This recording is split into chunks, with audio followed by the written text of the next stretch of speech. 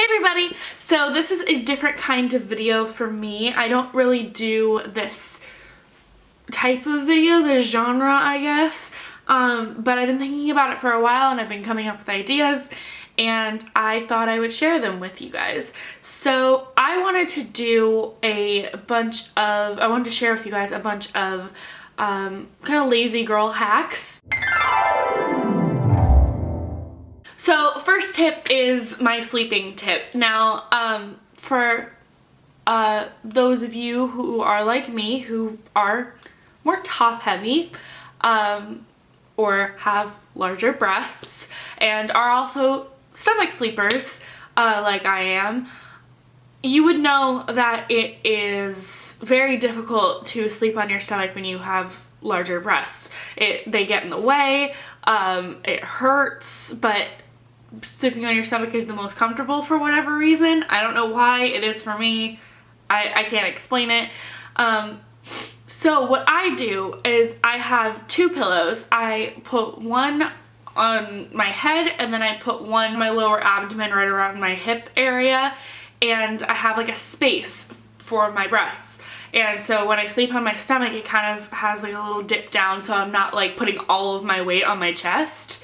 And you'll see in the cutaway, but this is the easiest position for me personally to fall asleep. So try it out and let me know what you think. The second tip I have is for those of you, which is probably all of you, who enjoy chips from time to time. I am a massive fan of the Tostitos scoops.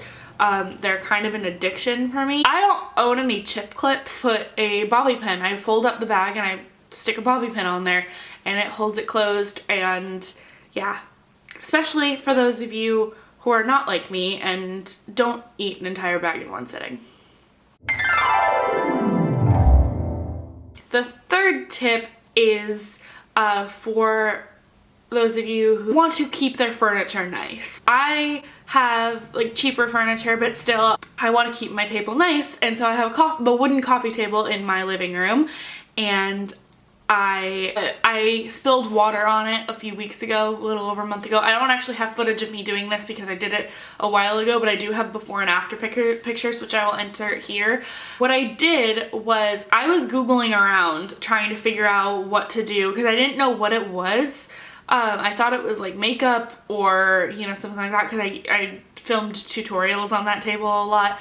So what I did, or what I found, was mixing together toothpaste and baking soda, which are two things that 90% of you will probably have in your house. What you do is you mix together a paste, like 2 tablespoons of toothpaste, 2 tablespoons of baking soda. That seems like a good ratio, depending on how big your stain is. And then you're going to take a paper towel and you're going to take the mixture and rub it on the spot, and just keep rubbing and rubbing and rubbing until it like gets all like saturated. Not saturated. You cover the entire surface of the stain. It takes a little bit of effort, but I would take, personally, I used like a sponge with like a scratchy side on the back. And I took some like soap and water, just regular soap and water, and I just scrubbed the toothpaste mixture off, and it was clean. You'll see in the before and afters, it looks like a different table. It was amazing. So I don't know exactly where I found that, but I found it on a blog written by a mom, I think. But I don't exactly know the exact blogger because it was a few weeks ago. So, and the fourth hack is not necessarily a hack. I mean, I'm sure like a ton of people do this, but for me it like really, really, really helps to like visualize exactly what I need to do for the week. And I'm actually proud to say I have all of my, for last week, I need to change it, but for last week I got all of my things on my to-do list done. But I never thought I was a list person. My mom is a huge list person. A lot of my friends are list people. I just can't. Before I moved into this place, I couldn't, like, I don't know, lists were just weird to me. They didn't help. But I found at, I think it was Staples, maybe Target. I'm pretty sure it was Staples though. I found, and I will insert a clip here. I found a notepad that had like blocks for different days of the week. I don't really use the larger blocks as much, but it also has a little like strip down the side where you can write down your to-do list, and I put little boxes so I can write a check mark. And like I said, I'm proud to say that I checked off all of my things. I put down homework, I put down like things I need to buy, sometimes I put down a grocery list, and when I get home from doing that I can just check it off, and it's like magnetic, and it's on my fridge, and it's in a place where I like see it all the time, and it's nice for me to visualize something like that. And you can do this for varying different things. Like for me, when I was in high school, and I want to do this for college as well, but I haven't found the right system. It's kind of similar to this. In high school, I had a whiteboard calendar on our fridge, and I would write down, like, I would put, okay, I have an English paper due, or I have this class, this worksheet that I need to do. Like I would have a section where I would write down the homework, and then on the calendar part, I would say, okay, English paper due February 6th, or, you know, like, you know what I mean? And for me, it really helped, like, visualize, and I would get really excited to do it every month. And I don't know, it really, really helped. And it also helped if I was like looking forward to something, and to be able to cross off the days until that thing was really fun for me. If you have kids, or if you have trouble staying organized in school, I would really recommend that. But for those of you who live on your own, or aren't in school, or just need to keep your life organized, the little pad on your fridge it really helps me. And 5, this is my last tip. This is a big one, and I don't know why more people don't know about it. If you're like me, you hate grocery shopping. Just absolutely hate it.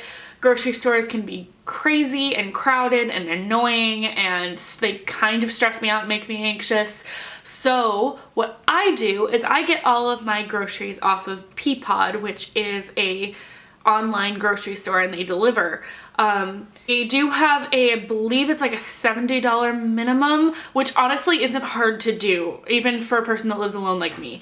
$70 is actually pretty cheap for a week's worth of groceries for a person. I will say the one thing, or actually it's not one thing, but it's like the group of things that I would not recommend getting from Peapod is produce. They don't have the best produce. They have things like onions, garlic, herbs, like potatoes, you know, that kind of thing, and like frozen fruit, or, you know, things like that. But if you're gonna get like fresh berries or like fresh greens, they don't really have a whole lot, unless you have a really big family. But they only have gigantic bags of kale, and for me, I'm only one person. Not a whole lot of people in my life like kale anyway, so really it's just me. So it's not like I can like make stuff for my parents because they don't really love it anyway. But I don't need that much. It ends up going bad, and I end up wasting my money. Would not recommend getting produce. Also, I've not had great track record with like their berries and stuff. They don't taste the best. So I wouldn't recommend getting produce. But if you get things like cereal, pasta, any like non-perishable, not necessarily non-perishable, you can get like bread and eggs and milk and that kind of thing from them as well. But like if you need like flour, sugar, baking soda, butter, like baking ingredients, also if you're of a certain age, they don't really have alcohol. I know they have some mixers that have like no alcohol in them, which is nice, but I don't really ever order that kind of thing. But it's really, really good for canned goods, pasta, or if you are just too lazy to go to the grocery store, that works too. I know this seems like a lot more cons than pros, but I'm just saying this is like my real opinions of Peapod. I really, really recommend it. They tend to have a lot of sales, and it's also partnered with Stop & Shop, so you get a lot of the Stop & Shop brands, which are really, really good brand. So I would definitely recommend checking out Peapod. My mom's used it for years, and I just recently started using it for myself. So that is about all I have for you guys. I hope you guys enjoyed this video. Let me know what your life hacks are down below if you have any, and I will talk to you guys in my next video. Bye.